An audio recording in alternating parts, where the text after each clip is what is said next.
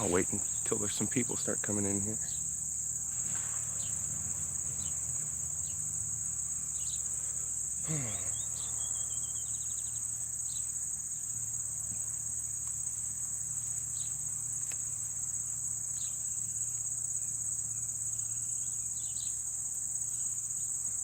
How's it going, man?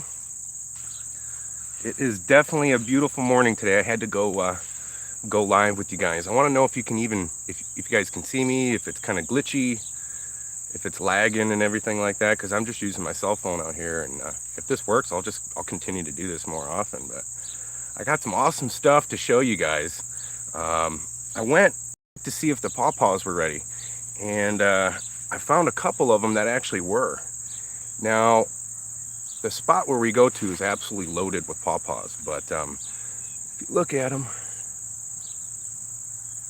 they're pretty much ready. They're starting to turn yellow. Now, I'd say it's probably about a week or two early. It's still a little bit too early on the pawpaws, but I haven't seen anybody posting any pictures of pawpaws on Facebook or anything like that, so I'm pretty sure we're still pretty early. But I've harvested at this same time before in previous years. You know, usually right at the end of August, first couple weeks of September is when they start to get ready and start falling and everything like that. And I don't want to miss it this year. I don't want to miss it. And here's some of the pawpaws that I harvested yesterday with the boys. I got a couple more of them, and I'm gonna break them open for you guys and show you what they look like. We're gonna eat some pawpaws for breakfast, I think, maybe here in a minute. But I also got some corn, some more corn that I want to show you guys live on there. You planted 3 pawpaws this year. Sweet. Wait and try your own fresh. Nice. But yeah, we'll open this corn up here. We'll open up some pawpaws. We'll talk about the fact that, you know, Roundup is in our food, and that's pretty crazy if you ask me. The fact that this guy just got awarded hundreds of millions of dollars for Roundup causing his cancer, and yet it's still in all of our food. You know, Roundup Ready BT corn is in all of your corn syrup. The grocery store is still lined with grains and wheat and barley and cereals and granola and all of that stuff that is absolutely loaded with Roundup. And if it's killing the guy spraying it, or the farmer that's spraying it, causing cancer, what do you think if you're eating the stuff they're spraying it on? You know, it's pretty crazy. You know, I'm thinking about getting some stickers, and I don't know, I might do some stuff. Who knows? I might start slapping causes cancer stickers on all the grains of cereal and all the granola at the grocery store or something like that. Who knows? Might get my ass thrown in jail or something. But you know, people need to know that. You know, it needs to be out there more, especially if you've got little kids and stuff like that. And you know, I've known this whole time. That's why we're out here growing food and have a vegetable garden, moved out to the country and everything like that. But I wanted to touch on Roundup. I think we should be talking about that more often, about the fact that it is in our food. It's still on the food at the grocery stores. And, you know, this guy just got awarded hundreds of millions of dollars because it caused his cancer. So we're eating that. We're eating that shit. You know, that's pretty messed up. But I want to show you guys some of the corn. If you guys can see that, let's reveal some of this. Let's open up some of that. Yeah, the lawsuit. Oh my gosh, there's a lawsuit against General Mills now for glyphosate. That's what I'm talking about.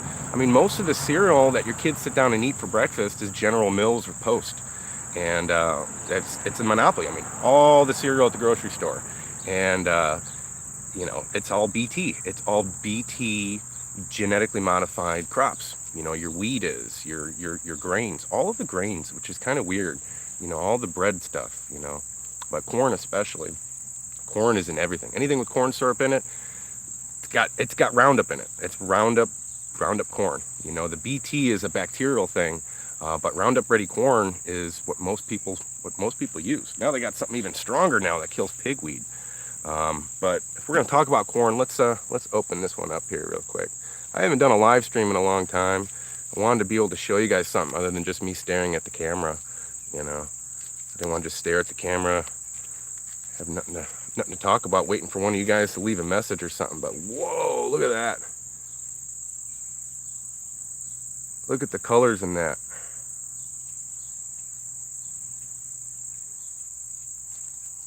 Wow. Blue and green and red. And this is some of that earth tones dent, the flower corn that I planted that the deer got into and the wind blew over and everything. Look at the blue on there.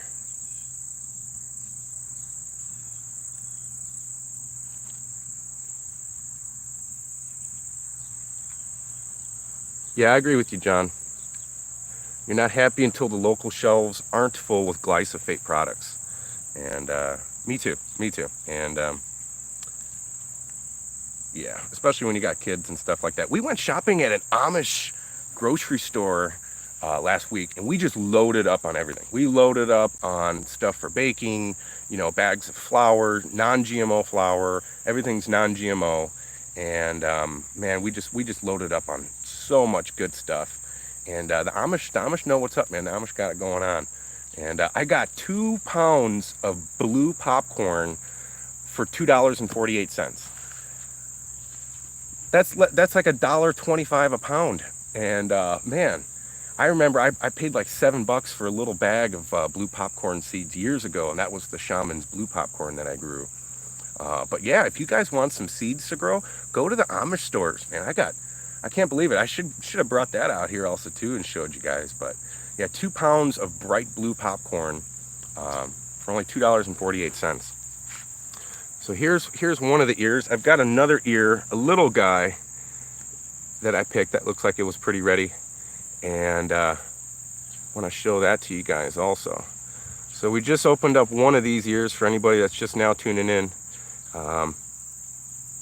This is a rainbow dent corn. It's what you use for making cornbread and flour and all that stuff. And I still got some pawpaws right here that we're going to open up. These are some little ones that were ripe early. It's still a little bit early on the pawpaw fruit. And these guys, if you guys don't know, these things taste like bananas. They're like a mixture of mango and bananas, and they grow native all over the eastern United States. They got big seeds. I'm going to open that up. But let's check out another one of these ears of corn here.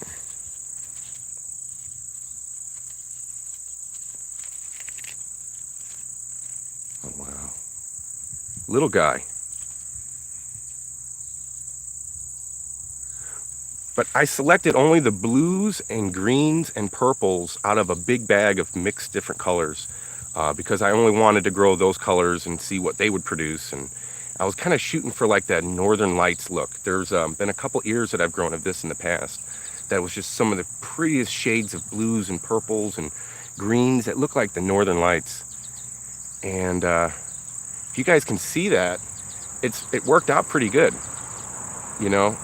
A lot of people don't know that you can actually pick out of rainbow corn just one color and grow only that color, and almost all the ears of corn will be that color. And the reason why is because whatever pollinated this corn this year shows up on the kernel. Like if this was a blue corn and some neighbor of mine was growing a yellow GMO corn, he would have little specks of blue in his corn this year, and I would have little specks of yellow.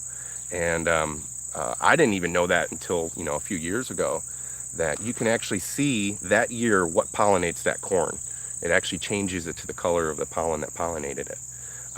So the things that pollinated it this year was a little bit of pink, some blues, and some purples. And I'm absolutely in love with this type of corn right here.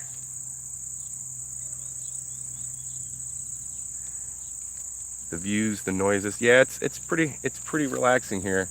As soon as I came out here this morning, though, my neighbor turned his tractor on across the street. He's doing something in the woods over there, but that's cool. It's better than some of the other noises that you'd hear outside in most yards, or when we grew up in the city, you know, ambulance going by and fire trucks. So yeah, here's a couple ears of rainbow corn. You can tell this one here didn't really get pollinated that good, but it's still cool. It's a still cool little dude.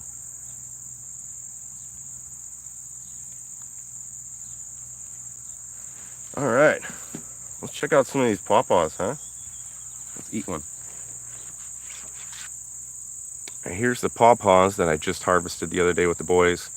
And I just gave the tree a little shake, see what would fall. Nothing was really falling. You know, I shook it a couple more times, and then some of these little ones here fell down, and the boys ran and got them all and everything. And none of you guys have ever seen what a pawpaw looks like. This is what it looks like, and then this is what it looks like on the inside. See that? It's like a banana custardy, it's like a really soft banana yogurt consistency. It's not like most fruit where you can kind of like bite into it. I just kind of open these up and just squeeze the pulp out. But I've got a processor now. I've got that processor that I use for my blackberries, and I'm going to run these through and make a bunch of pawpaw sauce. All right, check this out. Kind of looks nasty. Excuse me.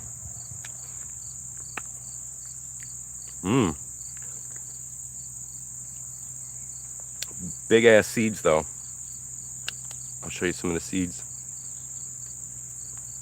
These big black things are the seeds right here. I'm actually going to throw them at the edge of my garden. Maybe they'll grow up over there. They grow better from seed than they do when you try to transplant them and stuff.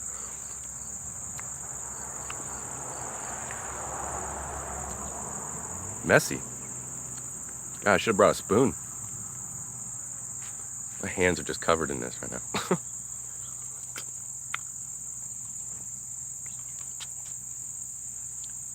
That sounds disgusting. I'm gonna save the rest for another day. I probably wouldn't want to watch someone eat some nasty looking pawpaws fucking 10 in the morning. But they're good. They are some good stuff, man. And kind of let these ripen for a day on the table, just like you would most other fruit. And they kind of started to get really yellow.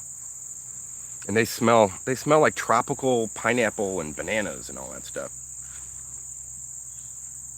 But yeah, when the boys get home from school, I'm gonna let them try a couple. It tastes like if you were to mix banana, pineapple, and mango all together. That's what it tastes like, with the consistency of like a really soft banana. And it's just the smell of it. I mean, the smell of it even smells tropical. Now, if you live anywhere east of the Mississippi, you have the opportunity to find these things growing along creeks and along rivers.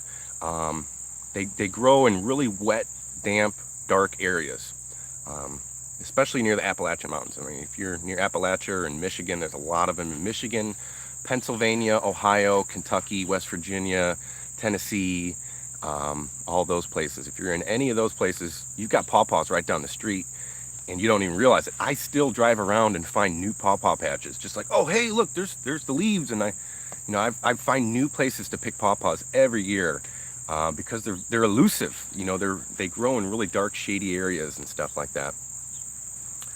And here's the pawpaws. Anybody just now tuning in? Here's what the pawpaws look like. And then here's the corn that we just revealed.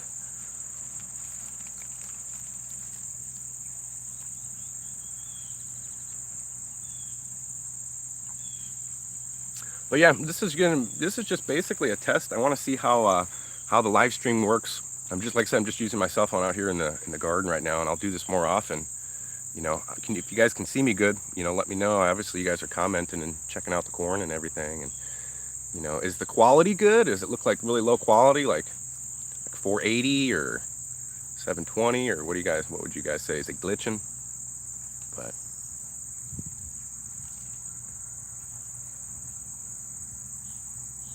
I was hoping to get enough of this to make some flour, but grind it up and make a cornmeal. But I'm just glad to get some seeds out of it. You know, I can kind of go through all these ears that I've got and kind of hand select the stuff I want to grow next year also too, which is pretty cool. I should be growing figs. No, I'm not growing any figs right now. But I have planted figs for people in the area, and they've done really good. And I know that this place, I mean, figs do fantastic over here in East Tennessee and in the South in general. I'm not much of a fig eater though. I don't know, I haven't really had a good fig. But I guess you can compare that to growing your own tomatoes. You know, it's like, you know, you've never really had a good tomato until you grown it and picked it yourself and ate it. So I guess I just got to kind of grow some and find some good varieties. I've been saving a few spots around the property to plant some figs. But yeah, no, I don't have any figs at the moment. And let's see what everybody else is saying. But yeah, I'm curious to know what you guys think about the fact that Roundup is still in all of the corn, all of the food at your grocery store. Almost all of the food has got Roundup in it. You know, I'm curious to know what you guys think about that. Um, I haven't really heard too much about it. I mean, there's people getting all upset and getting their panties in a bundle about stuff that isn't really as important as just food you're eating, killing you and causing cancer. You know, Roundup has been approved for use on food. You know, it's in all of your corn, any of the corn syrup, the sweet corn that you get at the grocery store, anything that's got corn syrup in it, it's got Roundup in it. And I'm curious to know what you guys all think about it. And how's it going? It's doing good, buddy. Yeah, Roundup is genocidal, and I totally agree with that. And it's interesting that the types of food that have the most high concentrations of Roundup in it, and they're all grains. You know, they're all grains, which is a staple. That's a staple for what most people eat. That's in all your breads, your pastas, your cereal, wheat, barley, rye, oats. I mean, oatmeal. I mean, come on. It's in all your oats. Really, really heavy in oats. And corn, not to mention, and stuff like that. But it's centrally grain food that has the most highest concentrations of Roundup in it. And that is in everything at the grocery store. So I think hopefully it'll start coming where they just start pulling everything off the shelves. They start pulling out everything off the shelves and replacing it with stuff that isn't going to kill you. I mean, they're selling stuff at the store that you can eat and call your lawyer. You got cancer now because you were eating cornflakes, you know, or you were eating a bowl of Cheerios, you know. And I think it's sad. You know, I think it's sad. And I haven't talked about GMOs in a long time.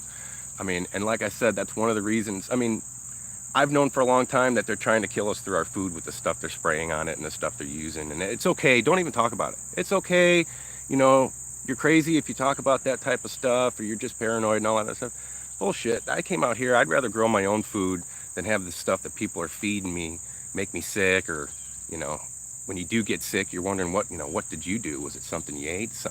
Somewhere you worked, or something that you did? Is it genetic? What is it? You know what I mean? And you could eliminate all that stuff and just grow most of your own food. Like, I mean, I'm not 100% self-sufficient, but I'm self-sufficient on potatoes this year. You know, I've got enough potatoes out here to last me. You know what I mean? And if you could just focus on a few things like squash, you know, squash, we eat squash a lot in the wintertime. And I've got that on lockdown with my round butterball squash. So we'll be eating a lot of those. But, you know, if you could just start checking things off the list, you know what I mean? Potatoes are some of the easiest things to grow. And if you're not growing it, make sure you know the people that are. You know, if you can get your food locally and you know the person's not spraying poison on it, you know, it's just worried about the dollar instead of the people that are going to be eating their products. You know what I mean? It's get it as local as you can, if not grow it yourself. And, you know, anywhere you live, you've got people growing food somewhere that you can get. No, big money is forcing us to eat this crap so they can corner the market on the entire world's food supply. Absolutely. Absolutely. Now, I don't know how to pull up all the chats. I would hate it. Like, secondhand smoke isn't fair. The overspray onto other crops is unfair. And I would have if my organic crops got overspray. I had my neighbor spraying some poisonous crap. I don't know what he was doing. He was just going in circles, spraying some chemicals, some herbicide. It was like he had a bunch of diesel that he was trying to get rid of, and he was just going around the field, you know, around the ring of my property. And I've got berries all along the edge of my fence. And I was outside watching him. Until I could smell something. I was like, you know, this ain't good. I'm going to go inside. If he wants to spray it and inhale all that crap, that's fine. But, yeah, it looks like one of the trees on the other side of the fence died on his side. But, yeah, he was spraying something really nasty the other day. And I'll show you from the drone. It looks like someone just went completely around my property and sprayed herbicide. You know, whether or not they're trying to contaminate my well, or I don't see the point in that. I mean, you can just mow it. Why? He wasn't spraying the fence itself, just around, spraying it down along the edge of the property. And that's the second time he's used about 400 to 500 gallons of that shit, whatever it is that they're spraying, like completely kills everything, trees and all. Pawpaws also help to prevent cancer. Yeah, they sure do. Yeah, there's a lot of research, good research on that. They prevent cancer, and there's even research showing that they also help fight cancer if you currently have it.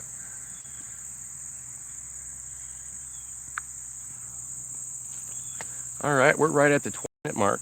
Anybody that's tuned in since the beginning, I ate a pawpaw. It made it look all nasty and everything like that, and kind of stopped doing it. So I probably wouldn't want to sit here and watch someone eat some nasty pawpaws and stuff in the morning. But they smell amazing.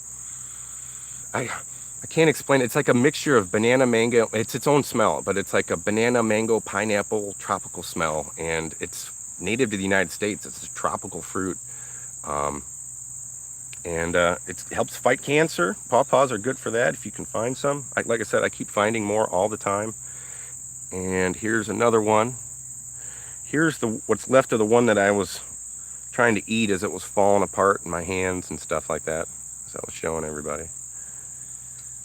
And if you guys are just also tuning in, I just revealed some awesome rainbow corn that we're growing. And this is not a popcorn. This isn't that glass gem corn that I've grown in the past. This is the earth tones dent. I might have to get a physical if my neighbor did that repeatedly. Hell yeah. I'm going to fly the drone over there, around here and stuff. And I'm going to show you where he's sprayed. It's pointless. Why would you be spending, at least $100 on those chemicals and stuff like that? And I mean, I've got my well right over there. Me and the boys pick berries all along the fence here and stuff like that. And here the guy is spraying some poison along there, trying to kill all everything on his side. Maybe your neighbor needs educating. Yeah, I agree on that. A slingshot with a rock upside your head kind of educates you pretty quick too, I think. I would. So I had a squirrel just chew half the bark off around my young fruit tree, so I'll have to see if it survives. I haven't had that happen yet. I should have put up tree guard. Yeah, man, I put chicken wire around all of my fruit trees, because if something doesn't get in there, something else will. The rabbits will get it in the wintertime once there's nothing else to eat. The deer can get in there, and even just rodents. I got groundhogs over here. Everything wants to eat young fruit trees. If you're in an open area, groundhogs and deer, they like grassy areas. So they instinctively cut down young fruit trees and maintain pasture. They maintain meadows and stuff like that. So awesome. It's good to see you, HDP. Yeah. Check out the replay later. I was eating a pawpaw and showing the corn and stuff like that, opening it up. I just started revealing all the corn and everything.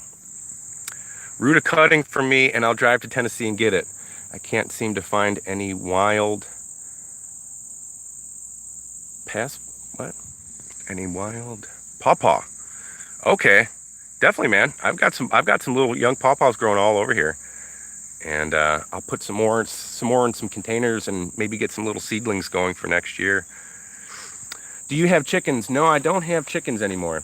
We had chickens for the longest time, and we loved them. They all had names. They started having babies all on their own, and I never fed my chickens grain. I never fed them that chicken food, the mixed grain and stuff like that. A lot of it's all industrial byproduct. The protein that they get in there, it's horrible stuff, not to mention the corn that's in there. I would only feed my chickens mixed bird seed, and I would get that at Tractor Supply. It has milo and millet and sunflower seeds and all that stuff, and I would just throw it out there, and that was what I would feed them, along with the bugs that they would eat along the way. You have any pumpkin seeds for sale? Which type of pumpkin seeds? I've got Cherokee. I got the Cherokee pumpkins still. Hopefully I'm going to have some more of these butterball squash. I want to be able to share all this stuff with you guys, because I got some weird stuff growing, and I've kind of hand selected a lot of things over the years and kind of made my own stuff in a way. And the butterball squash is an awesome little squash. If you can grow butternut, the butterball squash is perfect, because you don't have any left over. It's like the perfect individual size squash. And then I've got some corn and stuff like that, and I've got lots of weird stuff, weird sunflower seeds. I've got a chocolate striped sunflower seed where the seeds are like brown with black stripes even too. If you guys think that's a good idea, if you guys would like to have some of these seeds or purchase some of these seeds, you know what I mean? I'm not gonna charge much, mainly just probably for shipping and stuff like that. Because I think it would be cool. I would get more out of it to see you guys growing that stuff in your videos, rather than trying to make, you know what I mean? I'd rather know that. I'd feel better about the fact that if something happened to all my seeds, I wouldn't lose 4 or 5 years worth of work hand selecting something if you guys were also growing it and doing YouTube videos about it and stuff like that also too. So I've shared seeds in the past. I've done seed giveaways. I've sent seeds out to people that really wanted them. I'm doing a seed trade with a kid that found a wild squash in Oklahoma this summer. He was staying in a monastery this summer, and he found out in a field a bunch of what looked like squash, and he harvested a bunch and was getting back and forth with me, and we're on Facebook now going back and forth showing pictures of stuff, and he tasted his and said it's really bitter. It's not edible like the ones that I found here in Tennessee that taste like cucumbers, which are really good. So he wants to try some of my cucumber ones, and I want some of his wild ones. So we're doing a seed trade with that. But yeah, if you guys would like to have some of the seeds that I'm offering and stuff like that, like the butterball squash, some of this blue and green and purple, really, really good looking corn and stuff like that. And maybe even some pawpaw seeds or some other types of weird fruit seeds and stuff like that. And let's see, where am I at? I don't have any. I do have scarlet runner bean seeds, but I'm not growing any at the moment. The beans that I ended up replanting were actually lab beans. They're the beans that are really, really cool. They're purple, and they have purple flowers and purple stems and everything like that. I'm in East Tennessee, kind of near the Tri-Cities area, Kingsport, Johnson City, right in the foothills of Appalachia. I want as much wild food as I can get growing around here. It's extremely low maintenance, and most people don't even know what is food and what isn't, so it won't be stolen. By people, at least. Yeah, and that's true. I mean, you could grow stuff that people know is food, and they still wouldn't consider that to be food. You know what I mean? It's like, you've got, there's fruit trees that are just loaded with fruit, and I just spend most of my time picking them up off the ground, knocking on people's doors, saying, hey, would you mind if I had that fruit, that's sitting out there on the ground? They're like, yeah, take it all. Here's a bag. The bees are bothering me or something, so. Yeah, the most extremely low maintenance stuff that you can grow in your yard, that's food, I think is the best thing possible. Kind of like, I didn't know that I could stick seeds, just a hole in grass. I thought the soil had to have something with it, but there's going to be a lot more growing corn in yards here very soon. I've got a lot of friends of mine that said that I could grow some corn in their yard too. I'm like, I'm gonna, don't think I'm kidding. I'll be coming over with some seeds before you know it. What have you tried growing in your zone that's a fringe plant to survive in your area, like citrus, pomegranate, kiwi, any hardy mango, banana, etc.? I've done citrus, really cold hardy varieties of citrus, and they were just too young. Most of them all pretty much died. They got fried before it got warm enough for them to kind of start growing back and stuff. But I have one growing back actually from the stem. And so they'll kind of grow back, they'll die and grow back, but you need a really good strong root system to grow citrus, even the hardy citrus in zones 7 and 8 and stuff like that. But that's pretty much about it. I've tried to grow what was that one? It's a type of passion fruit. It's like a passion fruit bush. I can't think of the name of it and stuff, but I was getting them at nurseries when I lived in South Carolina. And I tried growing it up in North Carolina, up in the mountains, and it didn't make it. But I think it would grow here. What plant is behind you? Is that cucumbers? No, this is that egg squash that I planted. I planted these tiny little egg squash, and I've got these giant, crazy zucchini-looking, pumpkin-looking things growing out of here. One of them, they're growing up to this tree right here. Can you see this right up here? Look, they're growing up the tree. Right there's a little baby squash. These things are taking over.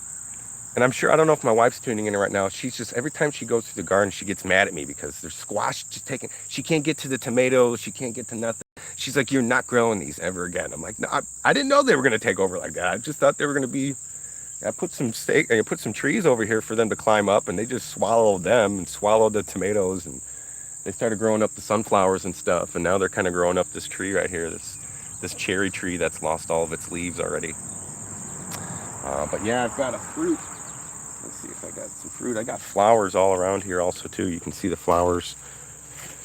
There's some flowers right over there. But big leaves. Look at the size of these leaves. You can see that. It's a beast. It's a beast of a squash. And I tune into a lot of like gardening channels that go live and stuff like that.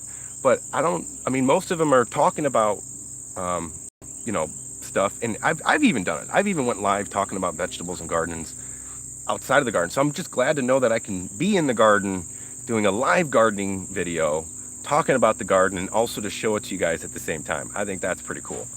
And you know, if this is working out, I'm definitely going to be doing more of the past, or in the future, I mean.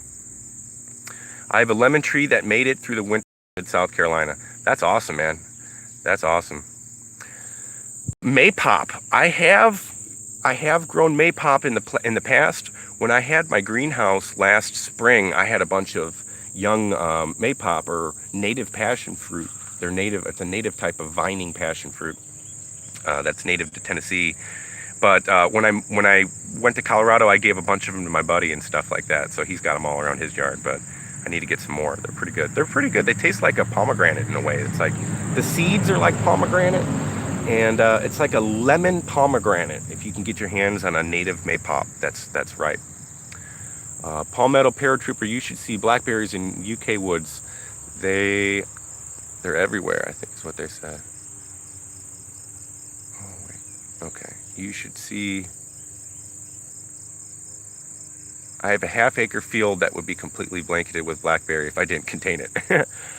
That's how it is with me. I mean, my whole yard would be wild blackberries if I didn't try to mow them into patches and pathways and try to like sculpt them. You know, I'm sculpting all of this wild stuff that's spreading into my property. I think that's cool. I think that's what permaculture is a lot about, is allowing the wild stuff and encouraging, you know, so-called invasive fruits and vegetables to just come and take over.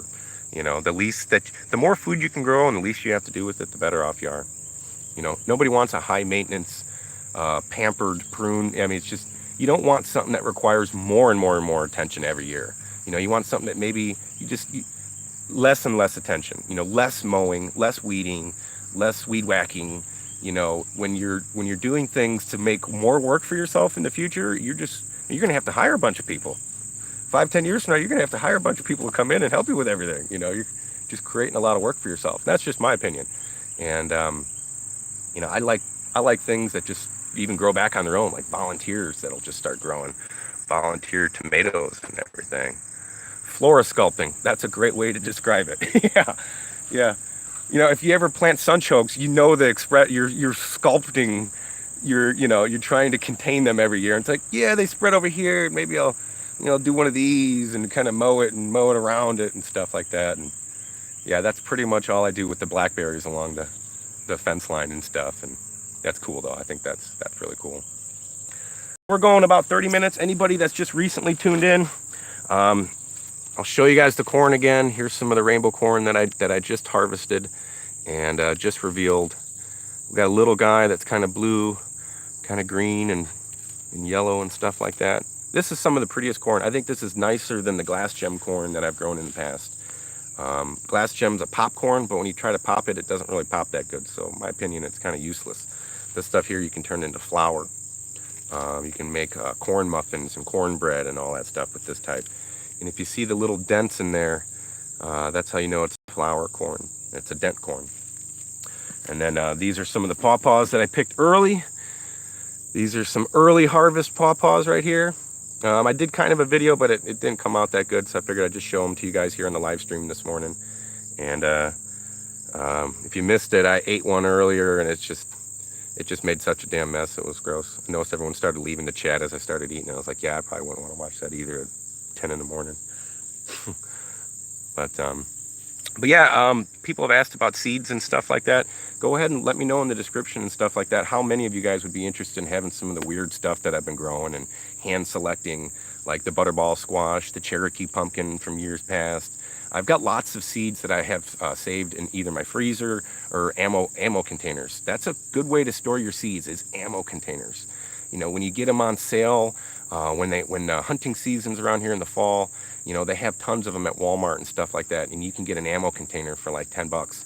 And that's how I store all my seeds. It's airtight, nothing's going to get in there, and they make great containers for storing seeds. Airtight, watertight. How much do you can save to last through you through the cold months? With that said, do you have to work more during winter to keep the pantries stocked? Um, I try to can as much as I can. We have our freezer full. I'm gonna get a chest freezer here pretty soon because I'm planning on going deer hunting this year, and I want to be able to set some good steaks and good meat aside for the winter, and hopefully last me as long as I can instead of having to buy stuff at the store, you know. But all of our tomatoes, we either dehydrate, we can them, or eat them. And if I'm overflowing, I started selling them to a restaurant. But I've got some pickles that we jarred up. All of the fruits and stuff like that, all of the blackberries and raspberries, I have in the freezer in frozen bags. And I've made jellies. I made about 24 pints of jelly, and I have a half gallon of raspberry wine in my closet right now as we speak also too. So I use it. We use it all. I know a lot of people, they just throw it all to their chickens or throw it in the compost pile and stuff. You know, if you're focusing on abundance and trying to grow as much food as you can, you need to have a plan on how to do something with it. And rather than throw it in your compost pile or just keep giving it to people that probably don't want it, that are just going to throw it in the garbage, consider maybe selling it to a restaurant or stopping at a restaurant or getting yourself a dehydrator or learning how to can. You know, that's important. If you've got a food forest, if you've got a garden, and you don't know what to do, you're great at creating abundance, but you don't know what to do with the food afterwards, but, you know, other than give it away or, you know, feed it to your chickens and stuff. There's other options. There's a lot of other options. You know, we have our cabinets full right now of canned tomatoes, canned peppers, those little cherries that I was selling and stuff like that, cucumbers, jelly, everything. And I've got pawpaws coming right now too. Spice bush is coming. I'll be harvesting a bunch of spice bush, dehydrating them, putting them away. And I have a restaurant that's begging me for them. I mean, they've tried them in the past. The customers absolutely love it. People come back asking for the spice bush seasoning for their food. They put it on their salads and steaks. So I'm getting hounded from a restaurant, a local restaurant, for spice bush. They're like, when's the spice bush coming? And I'm like, it's coming. It's a couple weeks away. I gotta get it going. I don't know if it's gonna be too good of a year this year, but I might have a little extra to share. You know, as long as I got what I need and stuff like that, I don't mind.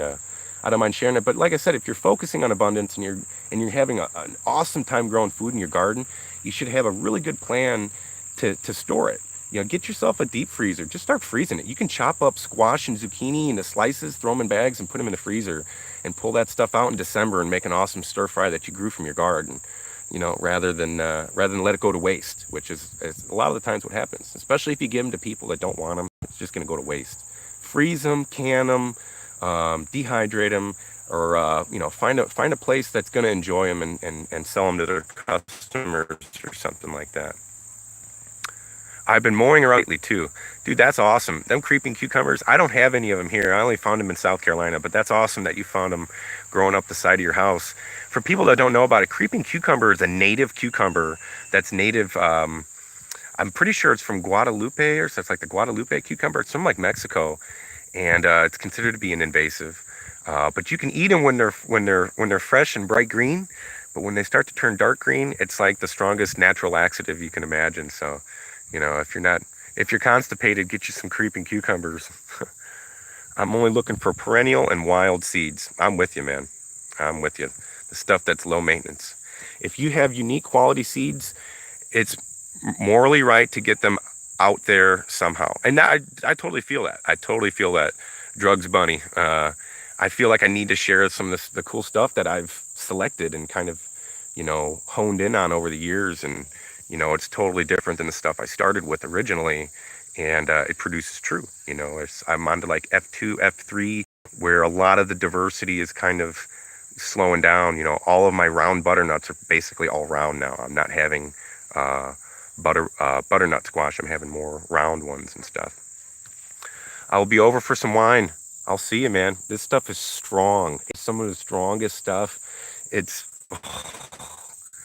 that raspberry wine. I put way too much sugar in there, and it's just the yeast is just making it a. It's like gonna be like a raspberry moonshine. I'm pretty sure. Knock your socks off. Yes, chest freezer with a vacuum sealer is great for saving. Seeing your process to canning would be great.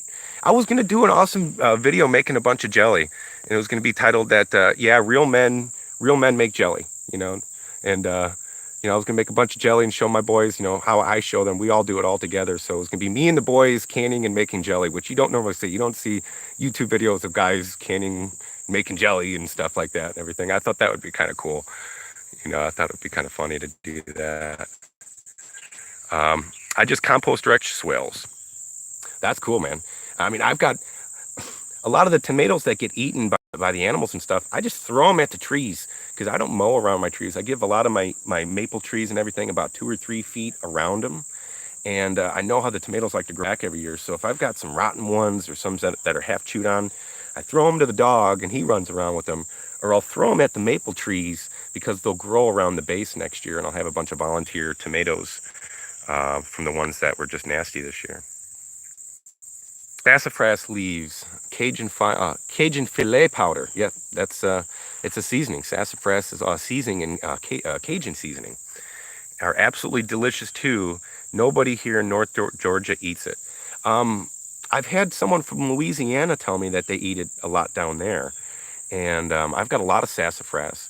You know, the sassafras is why when the Pilgrims came, that was one of the reasons where they wanted to decide where to land. They sent scouts, and they found areas that had lots of sassafras, and they were planning on exporting that back to Europe and back to England.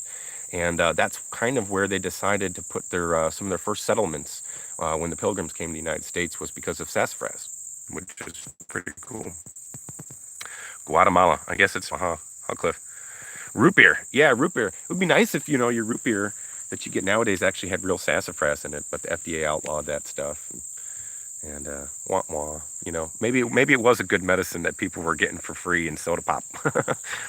You know, they had to stop that. But all right, we're at 45 minutes. I want to thank you guys all for tuning in. This is I'm going to wrap it up here. You guys are the best. You guys are the best subscribers. I wouldn't be doing it without you guys. I would just be doing it myself. I wouldn't be sharing it. And it's awesome. It's awesome that you guys are still tuning in after all these years to my channel, watching all the stuff that I'm still doing. But here's some pawpaws that I harvested. I ate one. And here's the corn that we revealed. But you guys have an awesome morning. You guys have an awesome day today. And thanks for checking in and leaving some awesome comments. We'll see you guys. We'll see you guys another day. I'm going to do this again.